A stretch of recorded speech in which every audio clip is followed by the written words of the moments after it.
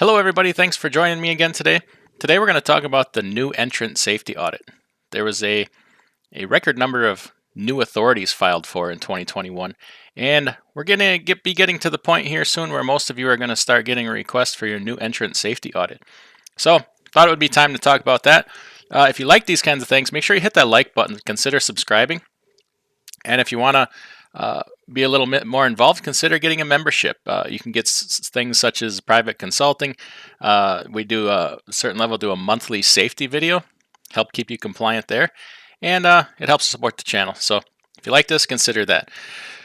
So your new entrant audit, I'll say this, they're way different than they used to be. Okay, so let's talk about back in 2005, I got my new entrant audit, and I got a letter in the mail that said, hey, you need to schedule a date with us, and we're going to come to your on-site location, and you're going to get your new entrant safety audit.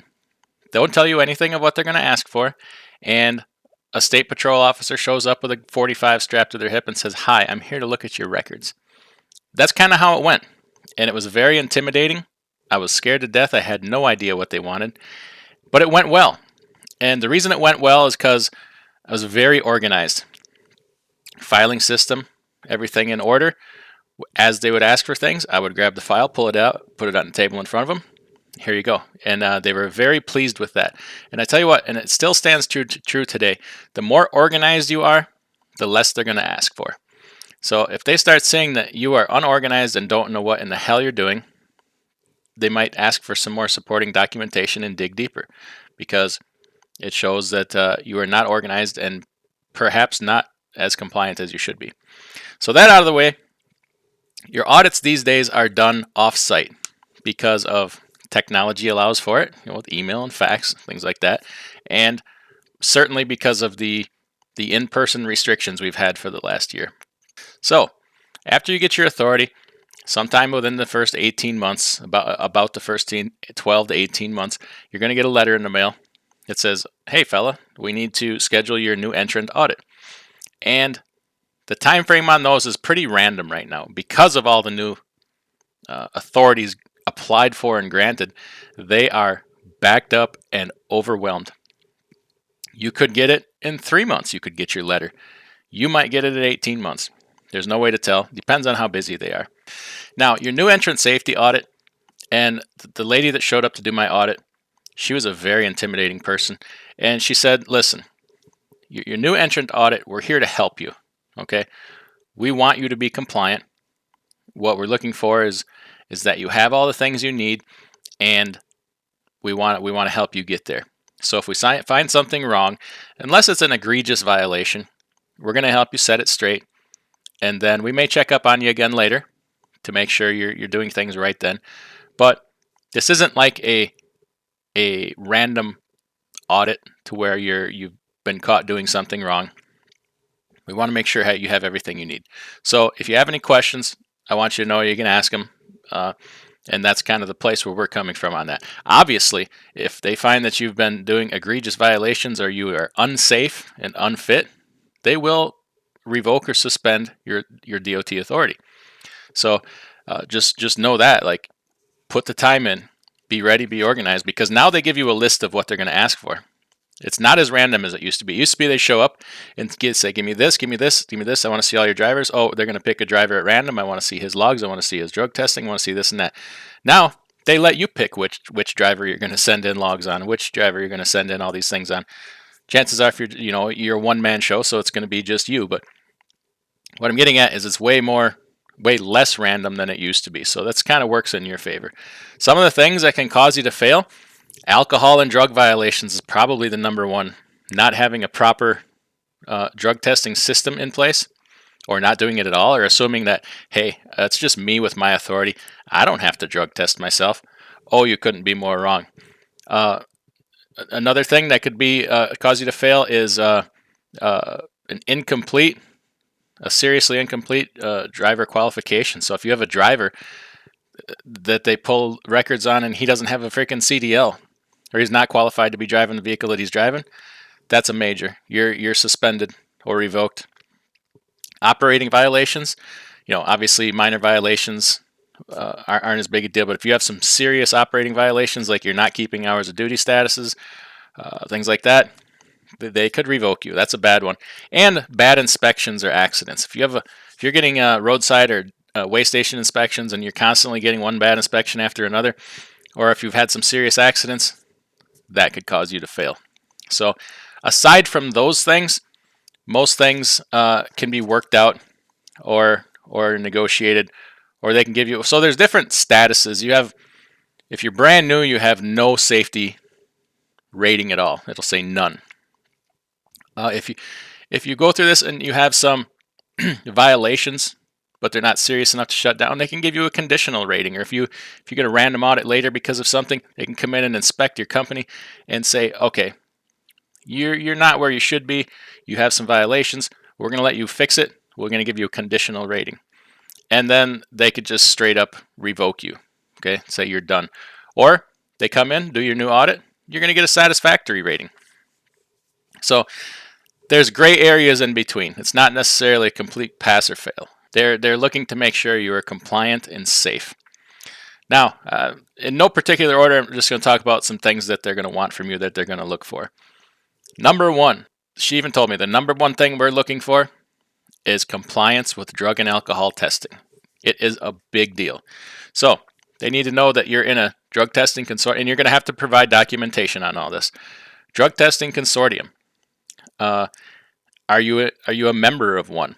Okay, you'll need some documentation on that. Pre-employment. They're going to want to see a pre-employment drug screen on somebody. You do need to do a pre-employment on yourself.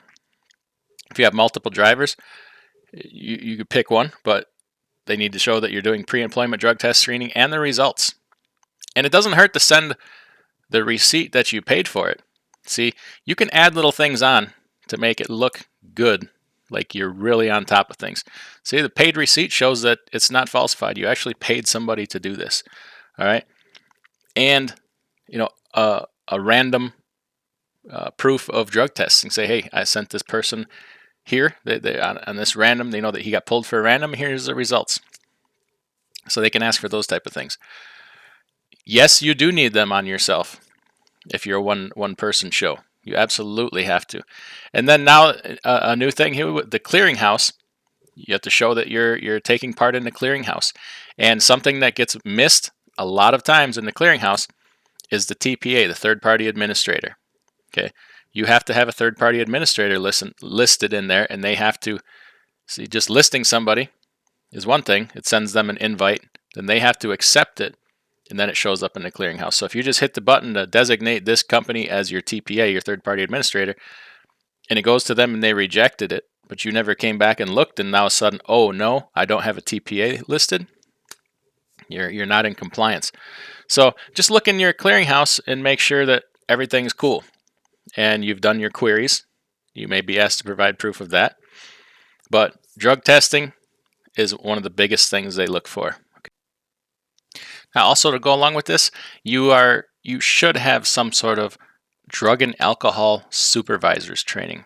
Okay, most likely your drug testing consortium can provide you with this. Otherwise, resources like JJ Keller, you can go through some training that if you're in charge of drivers or other people, you have to have some kind of supervisors training.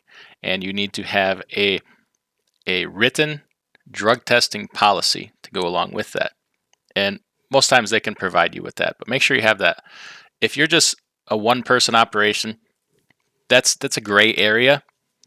Technically, you don't have to have the supervisors training, but if you do, it's like going the extra mile. So it's a good thing to have. And plus, then if you decide to hire somebody later, you already have it. Be timely. That's another thing that is something they look favorably on. You're going to get a request to do this within a certain number of days. Okay, be timely with that request. Don't sit on this thing till the last day. Get them like right now. What it shows them is that you're organized, and they may actually comment on that. That said, hey, usually it takes guys 10 days to get this to me. You got it to me in 2 hours. How'd you do that? Well, because I'm organized and I know that I have everything I need. So you can prepare ahead of time. You should have all these things anyway. These are all things that you're required to have. So it shouldn't be that much work to then and get them to the agency. Another thing they're going to look for, they want a list of your drivers.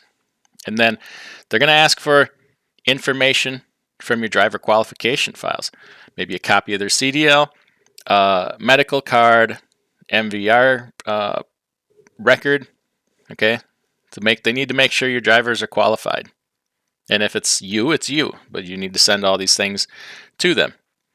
Number 3 is an equipment list. They want to know, what a list of the trucks that you're operating, all your equipment. And then they're probably going to ask for a copy of the registration for each vehicle. They're going to ask for some information on your annual DOT inspections. Okay, maybe not all of them. They'll probably let you pick one and send them the copy of the inspection for the vehicle. And then on top of that, hey, why don't you send them a copy of the receipt that you paid for it? It looks good. People falsify these things, man. You can provide proof that you didn't. Hey, it looks even better on you. Go above and beyond sometimes, but you don't offer up too much sometimes, but it's verify, right? Verify that it's all legit. They're going to want proof of insurance, that you have the federal legal minimums, or that you at least meet the minimums insurance requirements. Now they're going to ask for some logs, show your hours of duty status. You should be able to print these right off your ELD or send the file, however you want to do it. And then they're going to want some supporting documents. So you can do tolls, fuel receipts, whatever supporting documents you might have to support that your hours of duty statuses are accurate and legit.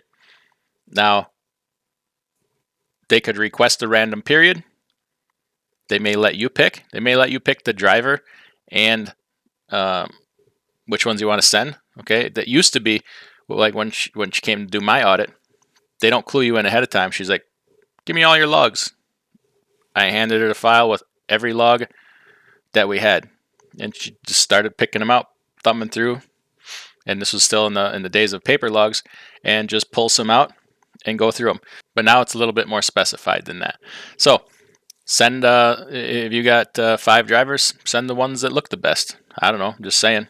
But also, they're going to want to know about, in addition to your annual vehicle inspections, they're going to want to see if you've had on the road inspections, like at way stations, roadside, what have you. If you have any of those, you're going to want to send those in. And along with that, any accident records.